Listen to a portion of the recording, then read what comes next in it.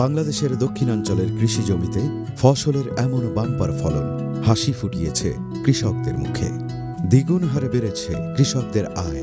লবণাক্ততার বাধা জয় করে খুলে গিয়েছে কৃষি সম্ভাবনার নতুন দুয়ার।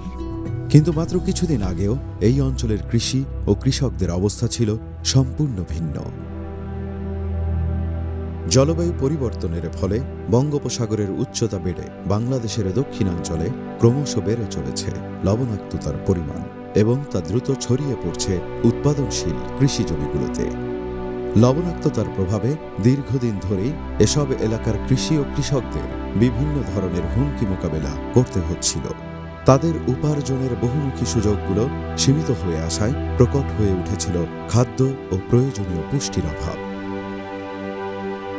এমনকি বর্তমানেও দেশের দক্ষিণাঞ্চলে আনুমানিক ২৬ লক্ষ একর আবাদযোগ্য জমির প্রায় ১/৩ বিভিন্ন মাত্রায় লবণাক্ততার উপস্থিতি পরিলক্ষিত হচ্ছে। জলবায়ু বা লবণাক্ততা সহনশীল বীজের সংকট এবং আধুনিক শস্য ব্যবস্থাপনার অভাবে এই অঞ্চল তথা বাংলাদেশ বছরে কয়েক লাখ টন ফসল উৎপাদন থেকে বঞ্চিত হচ্ছে। এই ঘাটতি পূরণ করতে নিরলসভাবে কাজ করে যাচ্ছে দেশের বেসরকারি খাতের প্রথম গবেষণা ভিত্তিক বীজ উৎপাদন ও বিপণনকারী প্রতিষ্ঠান লাল তীর সিড লিমিটেড। ইতিমধ্যেই বেশ কয়েকটি লবণাক্ততা সহনশীল সবজির জাত উদ্ভাবন করে দক্ষিণাঞ্চলের মাঠ পর্যায়ে নিয়ে এসেছে প্রতিষ্ঠানটি।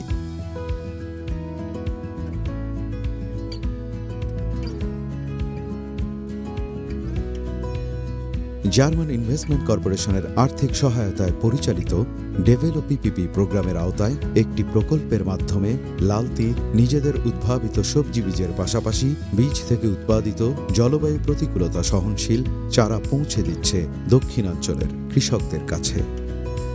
এই প্রকল্পে নলেজ পার্টনার হিসেবে যুক্ত রয়েছে নেদারল্যান্ডসের ওয়েগেনিংগান ইউনিভার্সিটি অ্যান্ড রিসার্চ ও উইমেন এম্পাওয়ারমেন্ট পার্টনার হিসেবে কাজ করছে women entrepreneur association of Bangladesh. আমি লাল তীরকে সাধুবাদ জানাই। তারা ডেভেলপ পিপি প্রজেক্টের মাধ্যমে তারা এই কার্যক্রমকে এগিয়ে নিয়ে আসছে, যার ফলে এখানে লবণাক্ত সহনশীল ফসল এবং যাতে ট্রায়াল বাস্তবায়ন করছে। কৃষকরা যদি এই ট্রায়াল অনুসারে যেগুলো মাঠ পর্যায়ে সফলভাবে বাস্তবায়িত হয়েছে সেই জাত এবং ফসলগুলো যদি তারা চাষাবাদ করে, তাহলে আমি মনে করি এই অঞ্চলের লবণাক্ততার কারণে যে এলাকাগুলো অনাবাদি থাকতো সেটি চাষের আওতায় আসবে। সর্বোপরি এখানকার কৃষকরা উপকৃত হবে এবং ফসলের উৎপাদন বাড়বে, এখানকার কৃষি এগিয়ে যাবে। বিভিন্ন জাতকে বিভিন্ন লবণাক্ততার মাটিতে বিভিন্ন মাত্রার লবণাক্ততার পানি প্রয়োগ করে দেখি যে কোন ফসলের কোন জাত কত মাত্রা লবণাক্ততায় ভালো করতে পারে। ওলকপি, বাঁধাকপি, ফুলকপি, করলা, মিষ্টি কুমড়া, লাউ আরও অন্যান্য বাংলাদেশে প্রচলিত যত ফসল, পাশাপাশি বহিরের দেশে যত ফসল আছে, এই নিয়ে একই সাথে আমরা কাজ করছি। বর্তমানে লাল তীর সিড লিমিটেড বাংলাদেশের একমাত্র প্রতিষ্ঠান যা বিশ্বের সর্বোচ্চ বীজ মান নিয়ন্ত্রক সংস্থা ইন্টারন্যাশনাল সিড টেস্টিং অ্যাসোসিয়েশনের স্বীকৃতিপ্রাপ্ত।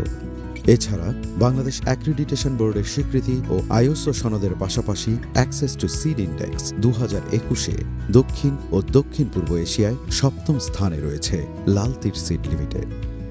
প্রতিষ্ঠানটি এ পর্যন্ত প্রায় 25টি লবণাক্ততা সহনশীল সবজির জাত উদ্ভাবন করেছে এবং বাণিজ্যিকভাবে সেগুলোর বীজ ও চারা উৎপাদন ও বাজারজাত করছে। দেখা গেছে এই জাতগুলো মধ্যম মাত্রার লবণাক্ত মাটিতে অন্যান্য সাধারণ জাতের চেয়ে বেশি উৎপাদনশীল। আধুনিক কৃষি প্রযুক্তি ব্যবহার করে এসব লবণাক্ততা সহনশীল সবজি চাষের মাধ্যমে লাল তীর সিড লিমিটেডের প্রকল্পাধীন জেলাগুলোর অব্যবহৃত পতিত জমি ধীরে ধীরে চাষের আওতায় আসছে।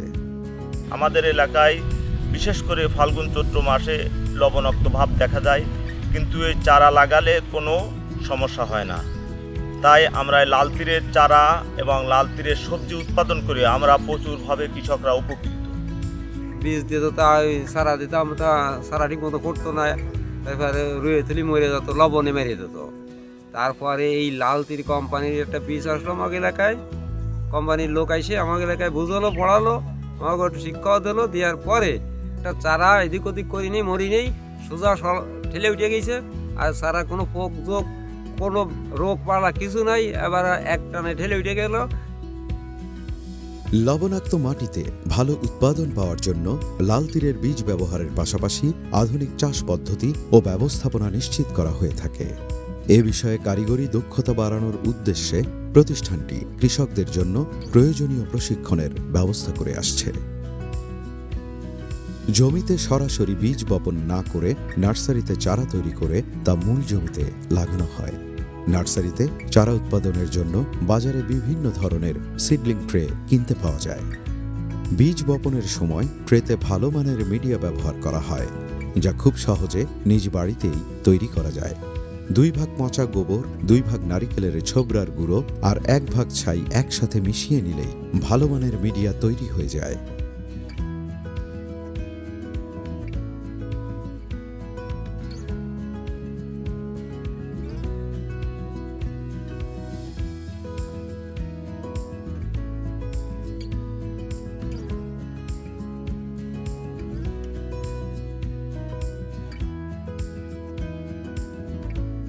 বীজ বপনের পর ট্রেগুলো নার্সারি শেডে রাখা হয়।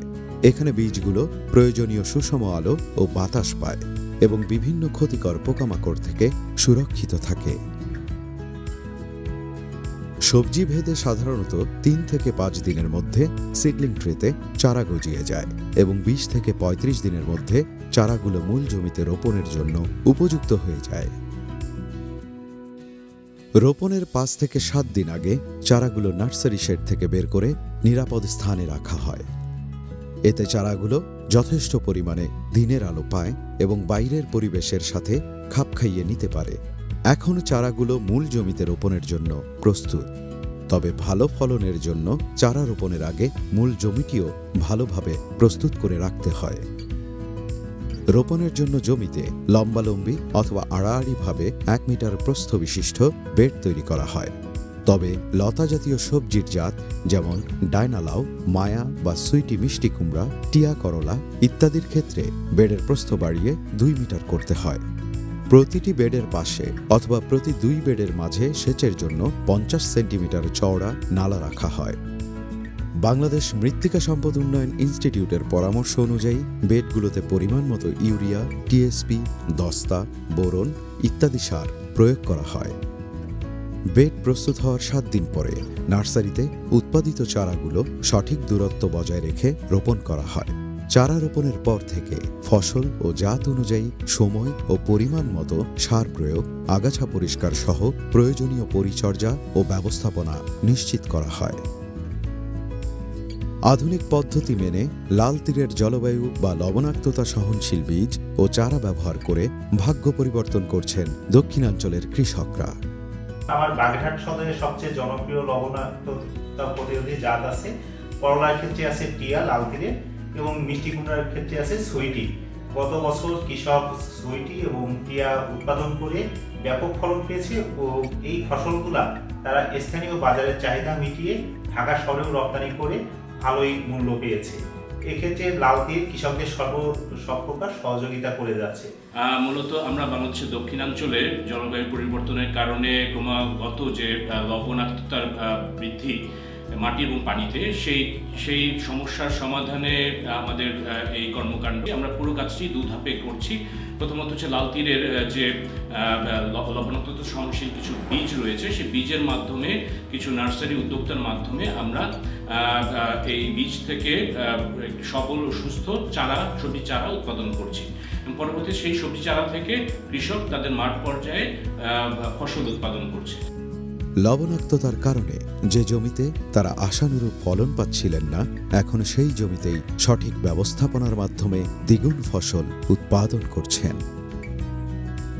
লাল তীরের নিরলস গবেষণা ও প্রচেষ্টায় উদ্ভাবিত উন্নতমানের বীজ ও চারা থেকে উৎপাদিত হচ্ছে পুষ্টিগুণে সমৃদ্ধ নানা রকম সবজি।